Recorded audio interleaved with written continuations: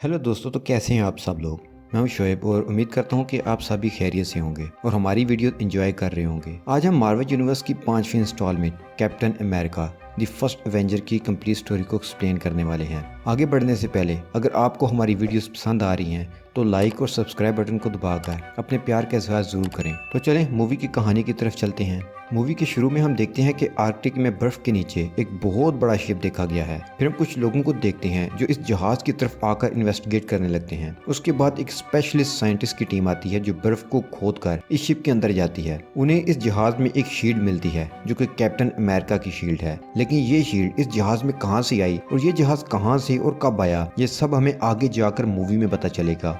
अब सीन 1942 में शिफ्ट होता है और हम नॉर्वे का शहर टॉन्सबर्ग देखते हैं। ये वही शहर है जो हमने थोर मूवी के शुरू में भी देखा था। उसके बाद हम जर्मन जनरल जोहान को देखते हैं जो कि अपनी टीम के साथ कुछ ढूंढ रहा होता है। वो इस चीज को ढूंढते हुए एक चर्च में चले जाते हैं। उसे वो चीज नहीं मिलती तो वो वहाँ के पादरी से पूछता है। पादरी उसे वार्न करता है कि वो देवताओं की पावर है, तुम उसे नहीं ढूंढ सकते, ना सह सकते हो। लेकिन जोहान चर्च के अंदर खुफिया जगह ढूंढने लगता है जहाँ वो चीज हो सकती है। तो उसे एक बटन नजर आता है। उसे दबाने के बाद उसे एक बॉक्स मिलता है जिसमें वही पुरस्कार चीज होती है जिसे वो ढूंढ रहा था, और वो होता है टेसरक्ट, जिसे कॉस्मिक क्यूब भी कहते हैं। इस कॉस्मिक क्यूब की बहुत ज्यादा पावर्स होती हैं जिनके बारे में आपको आगे कहानी में पता चलेगा। यहाँ से सीन 1943 में शिफ्ट होता है जहाँ हम एक वीक से फौजी को देखते हैं जिसका नाम है स्टीव रॉजर्स। असल में ये फौज में भर्ती होने आया था लेकिन वो बहुत ही बीमार था। उसे सांस की प्रॉब्लम थी और हेल्थ इश्यूज थे जिसकी वजह से उसे आर्मी से रिजेक्ट कर दिया जाता है। उसने कई बार ट्राई की लेकिन हर बार उसे नाकामी का सामना करना पड़ता। वो आर्मी के अपने दोस्त बकी बांस को कहता है कि इतनी बार ट्राई कर चुका हूँ लेकिन मुझे सिलेक्ट ही नहीं किया जाता, क्या तुम मेरे लिए कुछ कर सकते हो। उसे कहता है कि आज फ्यूचर टेक्नोलॉजी एग्जीबिशन है, हमें वहाँ चलना होगा और इस बारे में भी कुछ करते हैं। वो एग्जीबिशन में जाते हैं जहाँ उनकी मुलाकात हार्वर्ड स्टार्क से होती है जो कि आयरन मैन यानी टोनी स्टार्क के डैड हैं। वो भी साइंटिस्ट हैं और अपने वक्त से बहुत आगे की सोच रखते हैं और अनोखी इन्वेंशंस करने में भी इनका नाम है। फिर वो वहाँ से आ जाते हैं। एक जगह पर स्टीव फौजियों की फोटोज देखता है। वो सोचता है कि एक दिन वो भी फौजी बनकर अपने मुल्क के लिए कुछ करेगा, लेकिन बकी उसे कहता है कि ये तुम्हारा सपना है, जो सपना ही रहेगा क्योंकि तुम बहुत वीक हो और बीमार भी। हम देख सकते हैं कि स्टीव तो बिल्कुल ही सिंगल पसली है। ये फौज में भर्ती हो गया तो गन भी नहीं उठा पाएगा। स्टीव बकी को कहता है कि मैं इस सेहत के साथ भी मुल्क के लिए कुछ करना चाहता हूँ और जान तक कुर्बान करने का जज्बा रखता हूँ। इन दोनों की ये कन्वर्सेशन पीछे खड़े डॉक्टर इब्राहिम एरिक्सन सुन लेते हैं। स्टीव देखता है कि यहाँ फौज में भर्ती के फॉर्म भरे जा रहे हैं, इसलिए वो भी फॉर्म भरकर अपनी एक और ट्राई करता है। वहाँ एक ऑफिसर उसका फॉर्म देखता है और कहता है कि उसने फॉर्म में गलत इन्फॉर्मेशन लिखी है। उसने पहले भी कई बार ट्राई किया और रिजेक्ट हो चुका है। डॉक्टर एरिक्सन जो कि बहुत बड़े साइंटिस्ट हैं वो वहीं थे। वो खुद उसके पास आते हैं और पूछते हैं कि तुम कहाँ से हो। स्टीव झूठ बोलता है। स्टीव चाहता था कि किसी भी तरीका से वो बस आर्मी में भर्ती हो जाए। एरिक्सन उसे कहता है कि अगर तुम मुझे सच बताओगे, राइट इन्फॉर्मेशन दोगे तो शायद मैं तुम्हारी हेल्प कर सकूं। तो स्टीव उसे बताता है कि वो ब्रुकलिन से है। डॉक्टर उसे A1 देता है। ए का मतलब कैप्टन अमेरिका, 1 का मतलब फर्स्ट एवेंजर। अब हम एक फौजी छावनी का सीन देखते हैं जहाँ चेस्टर फ्लिप और पैगी कार्टर को दिखाया जाता है। चेस्टर फ्लिप डॉक्टर एरिक्सन को कहता है कि आपको जो एक्सपेरिमेंट करना है उसके लिए मेरे पास स्टीव से ज्यादा फुर्तीला, तेज दिमाग और मजबूत फौजी है। आप उस पर सुपर सोल्जर एक्सपेरिमेंट करें। असल में doctor Erickson super soldier experiment करने वाले हैं जिसकी मदद से वो एक ऐसा सुपर सोल्जर बनाएंगे जिसमें बहुत सारी पावर्स होंगी जो कि फौज के लिए काफी हेल्पफुल होगा। डॉक्टर कहते हैं कि हमें सिर्फ बहादुर तेज दिमाग की जरूरत नहीं, उसके साथ कुछ और भी चाहिए। वो एक टेस्ट करते हैं। फौजियों के बीच एक बम फेंकते हैं। बम के फटते ही सब फौजी मारे जाते, इसलिए सब फौजी बशमूल चेस्टर के रिकमेंडेड फौजी के सब जान बचाने के लिए भागने लगते हैं।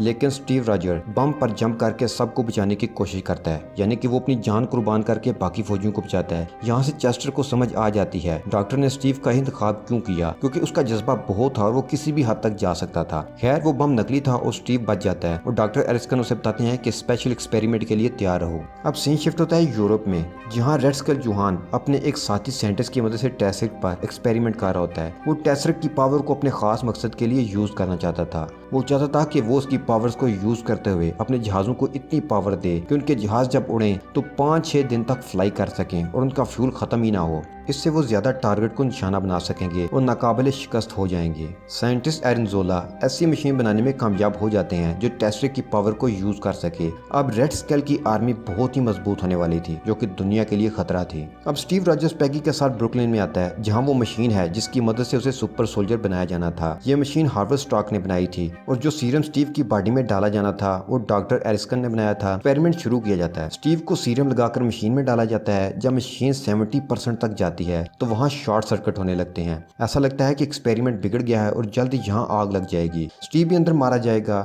वो एक्सपेरिमेंट रोकने वाले होते हैं लेकिन मशीन के अंदर से स्टीव चीखते हुए बोलता है कि एक्सपेरिमेंट ना रोकना, इसे 100% कर दो। सब शॉक्ड हो जाते हैं कि ये सिंगल पसली बंदा अंदर से कितना मजबूत है और बहादुर है। हार्वर्ड स्टार्क उसकी बात मानते हुए मशीन को 100% कर देते हैं। एक्सपेरिमेंट रुकता है। मशीन खुलती है तो अंदर से वो सिंगल पसली स्टीव गायब था और उसकी जगह एक मस्कुलर बॉडी वाला सुपर सोल्जर बाहर निकलता है, यानी कि कमजोर जिस्म वाला लेकिन मजबूत इरादों और दिल वाला इंसान अब वाकई ही मजबूत सुपर ह्यूमन सुपर सोल्जर बन चुका था। सब देखकर खुश भी थे और हैरान भी। इसी दौरान वहाँ एक जासूस डॉक्टर एरिक्सन पर अटैक करता है। उन्हें शूट करके वो सुपर सोल्जर सीरम लेकर भाग जाता है। स्टीव डॉक्टर को कहता है कि मैं आपको मरने नहीं दूंगा। डॉक्टर उसे कहता है कि मेरी जान इतनी कीमती नहीं है, वो सीरम कीमती है, उसे बचाओ। अब स्टीव उसे पकड़ने के लिए उसका पीछा करता है। वो गाड़ी में बैठ कर निकल जाता है लेकिन स्टीव उसका पीछा जारी रखता है और आखिरकार उसे पकड़ ही लेता है। लेकिन वो जासूस अपने मालिक से वफादार था और साइनाइड की गोली खा लेता है। कहता है कि एक सर कटेगा तो दूसरे निकल आएंगे और मरने से पहले नारा लगाता है, हेल हाइड्रा। अब सीरम तो वेस्ट हो चुका था तो गवर्नमेंट डिसाइड करती है कि अब और सीरम नहीं बनेगा। जो एक सुपर सोल्जर है हम उसे ही कैप्टन अमेरिका बनाकर सोशल फिगर बनाएंगे और उसकी मदद से मुल्क भर के जवानों में जोश भरेंगे। कैप्टन अमेरिका अब एक पब्लिक फिगर है जिसे बच्चा बच्चा जानता है। अब उन्हें पता चलता है कि बकी बार्न्स की जो टीम रेड स्कल की बनाई हुई खतरनाक टीम के साथ फाइट करने गई थी उसे रेड स्कल ने कैद कर लिया है। तो कैप्टन अमेरिका उसे बचाने के लिए वहां जाता है और सारी टीम को बचाकर बाहर आ जाता है। लेकिन यहाँ उसका सामना रेड स्कल से होता है। जब वो अपना मास्क उतारता है तो स्टीव देखता है कि उसका चेहरा तो पूरे का पूरा रेड हो चुका है। स्टीव उसे पकड़ने की कोशिश करता है लेकिन रेड स्कल अपने साइंटिस्ट आर्मन के साथ भाग जाता है। कैप्टन अमेरिका अब सब सोल्जर को जिंदा बचाकर वापस कैंप ले आता है। वो अपने दोस्त बकी बार्न्स को बचाने में भी कामयाब हो चुका था। कैप्टन अमेरिका का ये कारनामा देखकर सब लोग बहुत ही खुश होते हैं, इसलिए उसके एजाज में एक पार्टी भी रखी गई थी। वहाँ वो बाकी फौजियों से बात करता है कि जब मैं सोल्जर्स को रेस्क्यू कर रहा था वहाँ मैंने मैप देखा था जिस पर बहुत सी कंट्रीज की लोकेशन मार्क थी, यानी रेड स्कल इन कंट्रीज पर अटैक करने वाला है। कैप्टन अमेरिका कहता है कि हमें चाहिए कि उसके अटैक करने से पहले ही हम उसके अड्डे पर अटैक कर दें ताकि दुनिया को बचाया जा सके। उसने जिन सोल्जर्स को बचाया था वो उनको साथ मिलाकर एक टीम बनाता है ताकि वो इन जर्मन्स पर अटैक करके ख़त्म कर दें और दुनिया को बचा लें। अब वो हार्वर्ड स्टार्क के पास जाता है और उसे बताता है कि मैं मिशन पर जा रहा हूँ तो तुम्हारे पास बहुत से हथियार हैं जो दुनिया में और किसी के पास नहीं, तो क्या तुम मेरे लिए भी कुछ ऐसा बना सकते हो। तो वो उसे आर्मर देने की बात करता है लेकिन यहाँ स्टीव की नज़र शील्ड पर पड़ती है जो कि अभी ब्लैंक है। लेकिन यही कैप्टन अमेरिका की शील्ड बनने वाली है जो वाइब्रेनियम मेटल से बनी शील्ड है। ये मेटल इतनी मजबूत होती है कि इसे तोड़ना नामुमकिन है। अब कैप्टन अमेरिका रेड स्कल को क्रश करने का प्लान बनाता है और सबसे पहले वो उसके साइंटिस्ट को पकड़ने जाते हैं। वो एक ट्रेन में था तो कैप्टन अमेरिका किसी तरीके से अपनी टीम को उसके अंदर पहुंचाता है, लेकिन ट्रेन बहुत ही खतरनाक ट्रैक पर जा रही थी और अंदर रेड स्कल के सोल्जर्स भी थे, इसलिए उनसे बहुत टफ फाइट होती है जिसमें स्टीव यानी कैप्टन अमेरिका का दोस्त ट्रेन से नीचे खाई में गिर जाता है। कैप्टन अमेरिका आर्मजोला को पकड़ने में कामयाब हो जाता है और पकड़कर उसे बेस ले आता है। अब वो उसे सारी इन्फॉर्मेशन निकालने वाले थे। पूछताछ में उसे पता चलता है कि उन्होंने दुनिया के काफी ममालिक को तबाह करने का प्लान बनाया है, वहाँ बम गिराने का प्लान बना रहे थे। उनके पास टेस्ट्रिक की पावर थी, इसलिए वो बहुत ताकतवर हो चुके थे। आम इंसान को उन्हें हराना नामुमकिन था। कैप्टन अमेरिका को जब ये बात पता चलती है तो वो अपनी टीम के साथ निकलता है ताकि रेड स्कल की बेस को, हाइड्रा बेस को तबाह किया जा सके। वो वहाँ पहुंचकर तबाही मचाना शुरू कर देता है। साथ में उसके साथी भी बहुत ही बहादुरी से लड़ते हैं। वो बेस को तबाह करते हैं तो ये देखकर रेड स्कल अपने मॉडर्न हवाई जहाज पर भागने वाला होता है। कैप्टन अमेरिका देख लेता है और उसे पकड़ने के लिए उसके पीछे जाता है। अपने दोस्त चैटर फ्लिप और पैगी के साथ कार में बैठकर उसका पीछा करता है और आखिरकार उसके जहाज तक पहुंच ही जाता है और उसके अंदर इंटर होने में कामयाब हो जाता है। अब देखते हैं कि वो उसे पकड़ पाता है या नहीं। दोनों के पास ही सुपर पावर्स हैं, इसलिए उनकी फाइट बहुत ही इंटेंस होने वाली है। जब हीरो और विलन दोनों पावरफुल हों तभी फाइट का मजा भी आता है। कैप्टन अमेरिका उसको रोकने के लिए उससे लड़ने लगता है। दोनों के बीच बहुत ही जबरदस्त फाइट होती है जिसमें कैप्टन अमेरिका अपनी स्किल्स दिखाता है और पावर्स भी, लेकिन रेड स्कल काबू में नहीं आ रहा था। कैप्टन अमेरिका उस पर अपनी शील्ड फेंकता है जो उस मशीन से जा टकराती है जो कॉस्मिक क्यूब को पावर सोर्स के तौर पर यूज कर रही थी। क्यूब उसके अंदर से बाहर आ जाता है। रेड स्कल उसे उठा लेता है लेकिन उसकी पावर इतनी ज्यादा थी कि वो उसे सह नहीं पाता और इवेपोरेट होकर किसी और दुनिया में चला जाता है। कैप्टन अमेरिका देखता है कि इस प्लेन में काफी ज्यादा मिसाइल्स हैं जो कि अमेरिका के मुख्तलिफ सिटीज पर अटैक करने के लिए मौजूद हैं।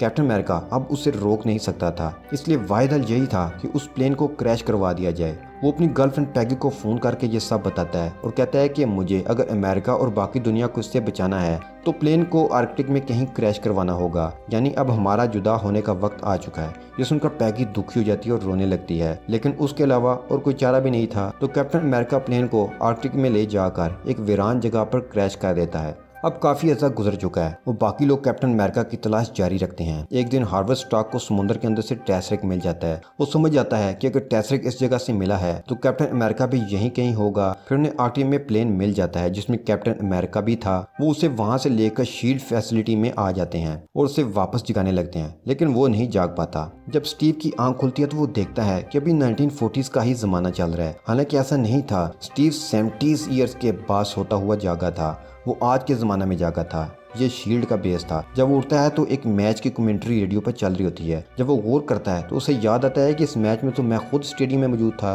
तो यहाँ ये लाइव कमेंट्री कैसे चल रही है। उसे लगता है कि वो किसी मुसीबत में फंसा है, तो वो भागने लगता है। वो फैसिलिटी से निकलकर टाइम्स स्क्वायर में पहुंच जाता है, जहां वो बिल्कुल ही मॉडर्न दुनिया को देखता है। ये देखकर वो परेशान हो जाता है। अब यहाँ निक फ्यूरी आता है। हाँ जी, वही शील्ड वाले अंकल जो सारे सुपर हीरोज को मिलाकर टीम बना रहे हैं। निक फ्यूरी से बताता है कि तुम 70 साल तक सोए रहे और अभी भी जागे हो, तुम्हें शाक ना पहुंचे, इसलिए हमने इस जगह का नक्शा 40s का ही रखा था, लेकिन तुम काफी होशियार हो, फौरन ही तुम समझ गए। उसके बाद यहाँ ये मूवी खत्म हो जाती है। पोस्ट क्रेडिट सीन में हम देखते हैं कि निक फ्यूरी कैप्टन अमेरिका के पास आता है और उसे कहता है कि मेरे पास तुम्हारे लिए एक मिशन है, और यहीं पर अब ये मूवी मुकम्मल तौर पर खत्म हो जाती है। तो दोस्तों, अब शील्ड में आयरन मैन, हल्क, थोर, कैप्टन अमेरिका और 2 और सुपर हीरोज शामिल हो चुके हैं। एवेंजर्स में ये सब स्पेस से आए एक खतरे से दुनिया को बचाने वाले हैं, जो कि हम नेक्स्ट पार्ट एवेंजर्स में देखेंगे। नेक्स्ट पार्ट देखने के लिए चैनल को सब्सक्राइब कर लें ताकि जैसे ही वीडियो अपलोड हो आपको नोटिफिकेशन मिल जाए। Thanks for watching this video. Good bye.